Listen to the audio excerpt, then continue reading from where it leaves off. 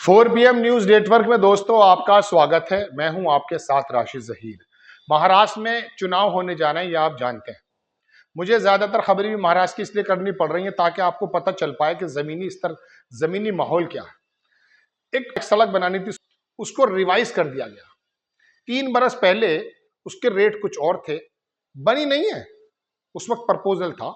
अब जब वो फंड एलोकेट होने की बात हो रही है तो पता ये चल रहा है कि 100 करोड़ नहीं, 200 करोड़ नहीं, 1000 करोड़ नहीं, 20,000 करोड़ रुपए का फर्क आ गया। प्रोजेक्ट वही है, रोड भी वही है, सिर्फ बताया यह जाता है कि सिर्फ 4 किलोमीटर लंबा हो गया है। 4 किलोमीटर अगर लंबा हो गया है तो 20,000 करोड़ की जगह 41-42,000 करोड़ हो जाएंगे। हम नहीं कह रहे हैं, ये बात कर रही है इंडियन एक्सप्रेस। और ये भी सोचकर देख लीजिए कि इन 3 वर्षों में क्या अगर महंगाई बढ़ी तो इतनी बढ़ी कि जो ठेकेदार 20,000 में 12,000 में लेने को तैयार था वो अचानक दुगने पैसे लेने लगा है।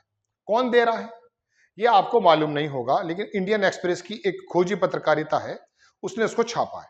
आप देखेंगे, आपकी स्क्रीन पर खबर है कि महाराष्ट्र कैबिनेट ने अप्रूव कर दिया 20,000 करोड़ का cost escalation for Pune ring road.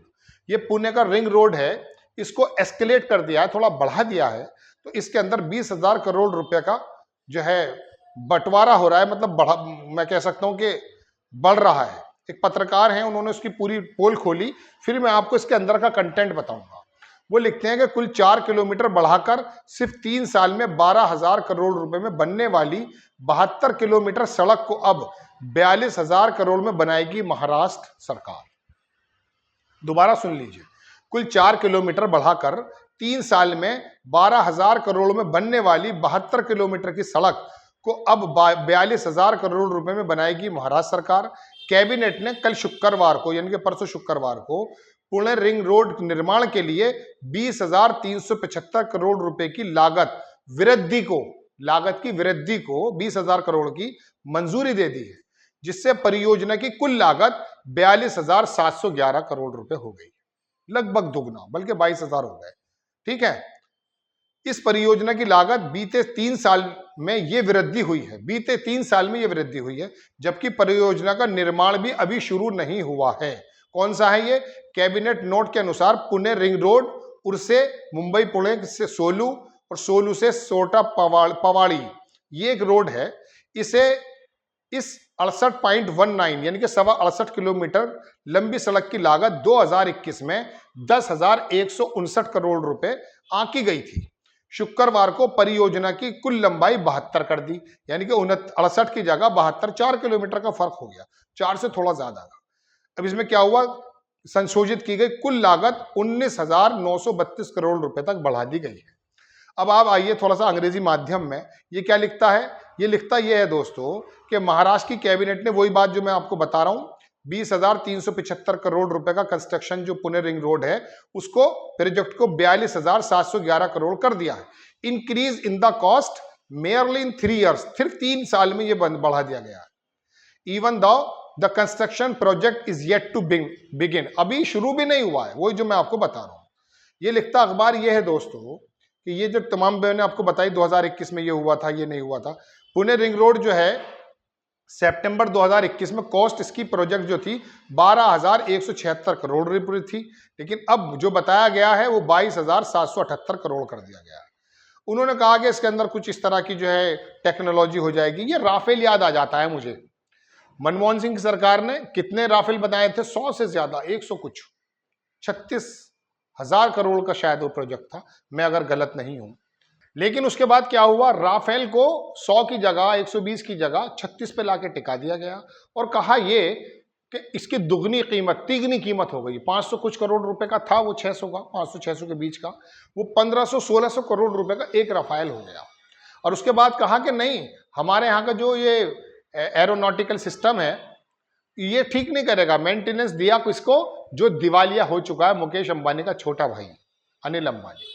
कहने उसे कोई तजुर्बा नहीं था एक प्लास्टिक के जहाज बनाने का भी, उसकी कंपनी दिवालिया हो गई थी। लेकिन आप लोग सब एक्सेप्ट करते हैं, ये आपका और मेरा पैसा है जो ये लोग बंदर बाट करते हैं। अगर आरोप ठीक है तो और फिर ये कह दिया कि उन जहाज़ों के अंदर दरअसल कुछ इस तरह के औजार लगा दिए गए थे कि वो 500 करोड़ की जगह 1600 करोड़ हो गया। तो हमें हमें बता दीजिए। हाँ, आप जो इक्विपमेंट्स लगे हैं उसके बारे में बिल्कुल मत बताइए, लेकिन कम से कम ये तो बता दीजिए कि आप बाहर की कंपनी को ही उसका जो है मेंटेनेंस का ठेका दे रहे हैं, ना दे अनिल अंबानी को दे रहे हैं। यहाँ भारत की जो एरोनॉटिक्स कंपनी है उसको आप क्यों नहीं दे रहे? तो कहने का मतलब भेल जिसको हम कहते हैं भारतीय एरोनॉटिक्स, तो कहने का मतलब दोस्तों ये है कि ये तमाम चीज़ें आपके सामने चलती हैं। महाराष्ट्र में चुनाव है। पहली बात तो 3 साल से आप क्या कर रहे थे? आप कहेंगे 2.5 साल पहले तो उद्धव ठाकरे थे, तो 2.5 साल से तो आप ही हैं। आपने क्या किया उस रोड पर? वो 1 इंच नहीं बनी है, लेकिन दुगनी तिगनी चौगनी पैसे बढ़ जा रहे हैं। 12,000 के 20,000 हो जाते हैं, 22,000 हो जाते हैं, और 22,000 के 42,000 करोड़ रुपए हो जाते हैं। और ये नहीं पता चल पाता कि आखिरकार ये कौन से इंजीनियर, कौन से ठेकेदार हैं, इनके कौन से कॉन्टैक्ट हैं। ऐसे कॉन्टैक्ट तो आपने पहले भी देखे हैं। उज्जैन में जब मूर्तियां गिरी हैं तो आपको क्या पता चला? उसमें पता ये चला कि ये कंपनी वो है जिसने मोरबी पुल बनाया है, और यही कंपनी बिहार के अंदर पुल बना रही है। और कितने पुल वहां गिरने लगे आप जानते हैं? लगातार पुल गिरते रहे। अगर आप 7-8 सालों की बात करें तो 400 पुल में से 250 से ज्यादा पुल ऐसे हैं जो मोदी जी के कार्यकाल में बने। उनकी क्वालिटी, वो ठेकेदार रात दिन इतने मोटे पेट के मालदार होते जा रहे हैं। जब भी तो हम आपको बराबर ये बताते हैं कि आपका और मेरा जो राजस्व है, जो हमारा पैसा है, जो आपके और मेरे टैक्स से दिया जाता है। अब आप कहें इनकम टैक्स कौन सा देते हैं? अरे माचिस से खरीदने से लेके हवाई जहाज के खरीदने तक टैक्स दिया जाता है भाई। मुझे जितना जीएसटी और जितने टैक्सेस लग रहे हैं ना, शराब का टैक्स देख लीजिए आप, पेट्रोल का टैक्स देख लीजिए आप, ये तो जीएसटी में भी नहीं आता है शराब पेट्रोल का टैक्स। तो कहने का मतलब दोस्तों ये है 50% से ज्यादा लिया जाता है। कोई 40 बताता, कोई 55 बताता है। तो दोस्तों बात यह है कि ये महाराष्ट्र के चुनाव के मद्देनजर रोड बता देंगे कि रोड बनाया देखिए हमने। अभी शिवाजी की एक मूर्ति भी बनाई थी, वो भी भरभरा कर गिर गई। भरभरा कर तो नहीं गिरी, अलबत्ता गिर गई। उसके बाद क्या हुआ? पता ये चला कि आप जिन ठेकेदारों से काम देते हैं उन ठेकेदारों का मामला ही दूसरा है। वो ठेकेदार करते कुछ और हैं, कहते कुछ और हैं और बनाते कुछ और हैं, और फिर वो जेल नहीं जाते हैं। लेकिन पुराने मामले निकाले जाएंगे मनमोहन सिंह की सरकार के, विपक्षियों की सरकार के, और उन्हें बताया जाएगा कि साहब इन्होंने लोगों ने बड़ी अनियमितता कर रखी है, जेल भेजो। अब जेल जाने की नौबत आती है, वो पार्टी में आ जाता तो कहते हैं ये तो फरिश्ता बन गया है। अभी एनडीटीवी की खबर मैंने आपको सुनाई थी, उनके ऊपर तमाम दुनिया के मुकदमे लगे, और जैसे ही उन्होंने एनडीटीवी अडानी को बेचा, पता चला कि वो सारे केस में क्लोजर रिपोर्ट लगा दी गई। और क्या कहा गया? कोई पुख्ता सबूत नहीं थे। अरे 1.5-2 साल से 4 साल से जो आप उसका उत्पीड़न कर रहे थे, तब कौन से आपके पास सबूत थे? खैर, बड़ी खबर, महाराष्ट्र के अंदर एक रोड बनाया गया जिसकी कीमत 2-3 साल में इतनी बढ़ जाती है कि आपकी और मेरी आमदनी नहीं बढ़ती है, हमारी सैलरी नहीं बढ़ती है।